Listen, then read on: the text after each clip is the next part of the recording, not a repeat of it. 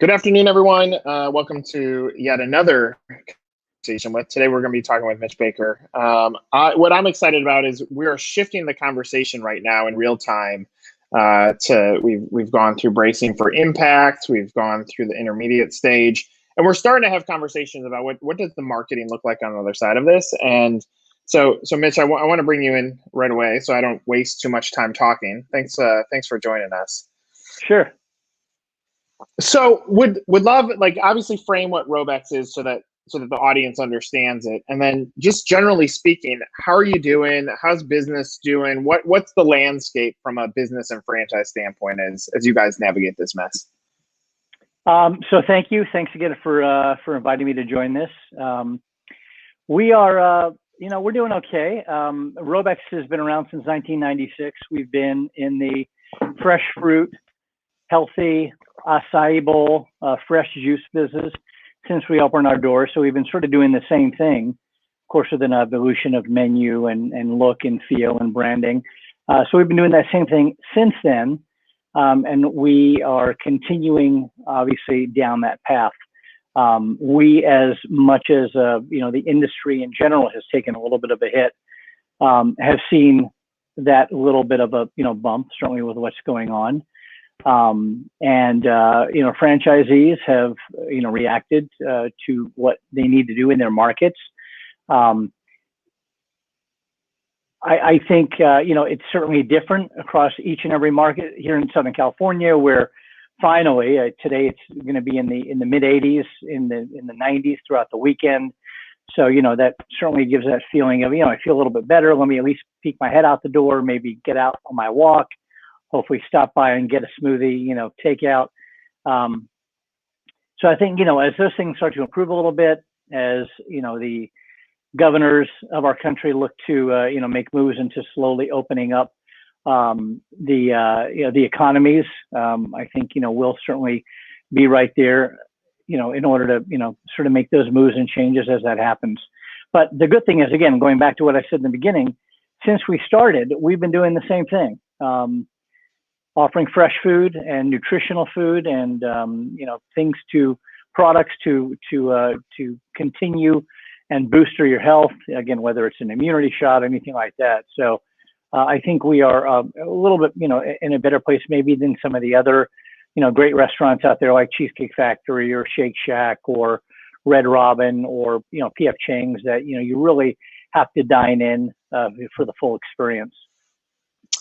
One thing that I'm curious about, and this is both navigation for you as head of marketing, and from a perspective of what it's like to be in the brand situation. I mean, you joined the company in February of last year, so you get brought in, and that's a different task at hand versus February of 2020. How is that rotated? But also, how have you been able to rely on other scenarios that you've gone through in your marketing career, whether it's .com bust, the September 11th of 2008, like you've already navigated other storms, and do you start relying on that as scaffolding to help you figure out a much different spring than a year ago when you started in this role? Slightly, it's funny. We had our all franchisee webinar, excuse me, which we have once a month, where we invite all of our franchisees to participate in a call yesterday, and where we share, what's going on department by department, sort of what's coming up. And in this condition, what we're doing to support our franchisees, which is a whole plethora of support ideas and programs. And I happen to mention in the call that we have all pretty much, other than, again, some of these downturns like in the economy and 9/11, but overall, we've never experienced something like this. We didn't learn about this in school, how to market towards this specific crisis, to the audience for this specific crisis. So yeah, you're right. I mean, it's I came on board in February. I mean, I rejoined the company. I was with Robeks in the mid to late 2000s. We looked a little bit different back then, still doing the same thing as far as product. But there's no playbook. I mean, one of the things that we really have done very well, I think, under the leadership of the president of our company, David Ronsley, is really reach out, listen to our franchisees. We've been having town halls on a regular basis to give the opportunity to the franchisees to speak about what's happening in their market, what they're experiencing, what they'd like to see, how we could help them, how we could provide assistance. And we've really stepped up to the plate. I mean, we've offered a very generous royalty abatement program to our franchisees, royalty and marketing. We have really been there for a variety of resources, whether it's financing, certainly marketing, really a handful of programs and ideas to help increase business or to maintain business. Certainly on the operations side, we've been there for them on different practices for what the consumer now expects when they go to pick up their order or they receive their order. From a marketing point of view, we've been, and obviously, I look at what's going out in the industry and what other competitors of ours in the space are doing, and they're all great brands, and I'm sure everybody's trying their best. But one thing that we've been very, very careful and strategic in doing is really staying the course. We've been very consistent in our messaging. We haven't taken advantage of what's going on in the environment. We haven't hyped things. We haven't said, hey, you need to get healthy. You need to come in and get an immunity booster right now. It's going to cure this.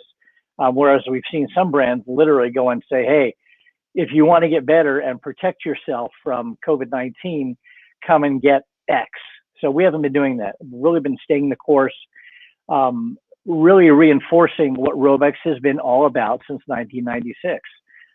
We make great food that makes people happy. And if we could bring a little bit of happiness throughout this current environment by way of a smoothie or a fresh juice or an acai bowl or an immunity shot or certainly just at least a smile, of course, through the masks, we're doing that. I love it. So two things I want to unpack from there. First is like the role of marketing seems to be shifting in real time within franchise brands that, flashback to when you get involved, like the heavy lifting ends up being more to the B2C model. Like, how do we drive more customers into our franchisees? But here, I mean, you just mentioned town halls. I mean, so the marketing is almost it had to have flipped somewhat to be a support engine to market internal to help provide support and understanding to franchisees. Does that seem to be a fair statement? Have you had to elevate the internal marketing more than ever? Yeah, probably. You're definitely right. More than ever. I mean, just my personal feeling and sort of the backgrounds that I come from, and even previously with Robeks when I was here a number of years ago, there's always been a focus on the franchisee because the franchisee, of course, the customers are the lifeblood of your business, but your franchisees are the ones that are investing the capital. They're opening up a store. They're investing in their community. They're operating, and they're paying a royalty to you, right? And they're your, essentially, somewhat of a, partner in the brand and building the brand in that market of business. So we believe very strongly in supporting our franchisees and supporting that base of franchisees and helping them maintain the health of their business. Customers are very, very important. Without the customers, there's no business. Without business, there's no money. Without money, there's no royalty and no operation, et cetera. It might be a little bit easier to go and acquire customers or to reacquire customers, but certainly a lot more challenging to reacquire franchisees or, to start over again or, to just literally just to start their process of, finding real estate and building their store and building their business in the community. So we believe franchisees are very important and a very important part of our organization. And wherever we could have an inclusive type of environment, I think it's key. And the feedback that we've been receiving from franchisees has been really, for the most part, stellar. I mean, it's been really a very heartwarming experience to hear that we're able to, do some things that are allowing franchisees, again, to stay open or to do things that might not be in their comfort zone in order to, to keep generating traffic and business. I want to give you credit. I think you just said a very important line that anybody that's listening to this, whether you're watching it post or you're watching it live, it is a lot easier to acquire customers than to reacquire franchisees. And I think that line is super valuable because ultimately franchisors need to focus in on that because it will be hard to sell franchises or get new franchisees after this if you didn't support your current franchisees in the moment. And I definitely appreciate that sentiment. I mean, that is the right pathway. Another thing that you were discussing is that we decided to stay the course. So does that mean, did you stay the course on spend? Did marketing spend to the consumer shift at all? And then like, at what time do you start amplifying that more? Are you evaluating that in real time? Yeah, and to go back just to add to what I was saying a moment ago on franchise support, one of the things that Robeks, I think, has always been focused on is really supporting franchisees. I've worked for some organizations in the past, and there really wasn't a focus on franchisees. It was all about the corporate and all about, the profitability of the corporation as opposed to the franchisees' health and success. So I'm really, grateful to be with an organization that values that franchisee relationship. Like I said, we've been pretty much staying the course. When this all started to happen, we had to shift. I mean, in fact, I just finished revising my marketing calendar for the remainder of the year, where we had to shift some of the things that we were doing. I don't want to necessarily put things on hold, but we launched the year with a general branding promotion, all about flavor, all about happiness, and sort of what Robeks is all about inherently. And we had originally intended on launching a new product promotion, 3 new products, ironically dealing in the healthy space with the superfoods, 3 incredible products that will be launching in stores on May 4th. We held that, we held that because we didn't feel it was the right time to do it. We didn't, feel it would have the right focus. We wanted to, again, let our franchisees have the tools that they need to sort of maintain their regular business. We've been looking at what we're doing on digital, in social, certainly in general consumer messaging, from the store side, from our communication through our customer database, through our email program. So we're just now slowly starting to, I don't want to say resume normalcy, but sort of just to maybe just get back on the track a little bit. And ironically, again, this new promotion that's starting in a couple of weeks happens to be a superfood focus, which addresses health. And if there's any time to focus on staying healthy and of course, incredible taste at the same time, it's now. So sort of the timing is good, but again, we've had to readjust a little bit. I don't think we've, sort of reduced our spend at all because again, we still have to maintain, our regular presence and our regular flow of traffic, whether that's coming through online sales or delivery or, takeout. I think it's a terrific insight because we've watched it in real time. Many brands went and totally slammed their foot on the brake from a marketing standpoint for fear of spending money, because obviously the business has to manage cash flow. So it does make sense. But from an advice standpoint to those that are in marketing or in positions of navigating the budget on the other side of this, especially for supporting franchisees, there's probably some truth to if you're going to slow it down, but don't pull it to a complete halt, because if you do, then you're going to probably have to spend more to get that engine going again. Yeah, you're exactly right. I mean, that's exactly the case of what happened. You sort of slow it down and then you got to play catch up and spend even more. It's just like, when you invite in a customer and they have a bad experience, not that happens at Robeks. If you invite in a customer, they have a bad experience, you have to spend even more money to get them to come back again, try you again, and hopefully have a better experience. And I was talking to the CEO of the company that does all of our national printing, and they happen to do some of the work for some of the largest restaurant chains in the country. One of them being a Asian fast casual. I'll let you use your imagination, having to do with animals or mentioning animals. But they were saying that they happen to be one of the organizations that really has, in fact, upped their spend. Panera as well. In fact, with what they're doing, they have upped their spend. So, that was encouraging to hear that. I mean, if there's, any time that it's important to continue to keep that pedal sort of, accelerated down, it's now to not, lose whatever momentum you can, you could hang on to.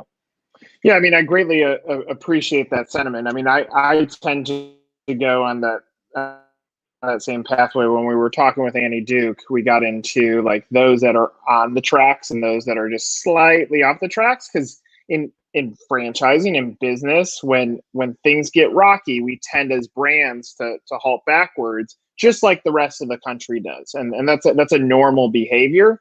But the reality is, if you take just digital ad spend, with fewer brands buying, that brings the cost per click down. So like if you go in there and you take the opportunity to own this, then that's where brands like Panera are like, fine, you guys got out of the way. Let us use this as a chance to scoop up some momentum here while everybody else is freezing their spend. So I mean, it's a good insight. Another thing that I'm curious about, obviously you worked at Blockbuster, and you worked at Blockbuster pre probably the moment of saying, yeah, that's okay. We're not gonna buy Netflix, or we're not gonna adopt their model. So from a point of view, I would imagine you can look back at the moments of being a part of that brand and saying, boy, what would it have looked like had we pivoted? It's interesting. We had a candidate for people and culture. For a people and culture position within our organization that came from Netflix. And I said, well, what was your guys' like mission statement? And he goes, it was very clear. It was kill Blockbuster. And it's interesting because you think about like just the competitive landscape. They have the mindset, we're going to kill you. Blockbuster has a mindset like shoe fly, you're nothing. And flash forward, Blockbuster is somewhat of a joke brand in reference, even though it was so incredible. And the other thing, I would just love your feedback on pivoting and adjustment, because you probably have some really good insights into this. But the other thing I'll say is, at some point, Blockbuster was incredible at real estate selection. So it'll be interesting, like the fitness brands that occupied those spaces, which probably did very well because Blockbuster had already done the homework. Now, as those are leaving, I think it's going to also open up some tremendous third generation Blockbuster real estate spaces because the research was already done. Any feedback on any of those crazy comments that I'm saying? No, listen, I agree with you. I mean, I was a Blockbuster Video, Blockbuster Music, and Hollywood Video. So really the two, largest, I mean, when I was a Hollywood Video, we were opening on average about a store a day. It was incredible momentum. And, boy, what a mistake John Antioco made and not, he was, I think, CEO at the time, Blockbuster, when probably Reed Hastings called and said, hey, listen, I want to buy your, or why don't you buy me? So really, I'm sure, a lot of people are kicking themselves. And again, and I remember being part of those conversations, just talk about Blockbuster, where you'd have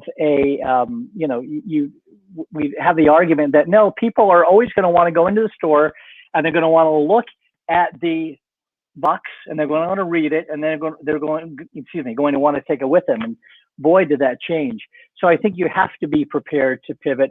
And that's exactly what we've done. So, again, I got my calendar planned out. It's obviously broken up into weeks what we're going to do. And, you have to very quickly, again, this came on like that. Stores are closing, stores are temporarily closing, stores are modifying the way of business. How do we pivot as a brand very quickly to not look like we're pandering or taking advantage of the situation, which unfortunately many, many brands out there are doing. So again, we've done that very quickly.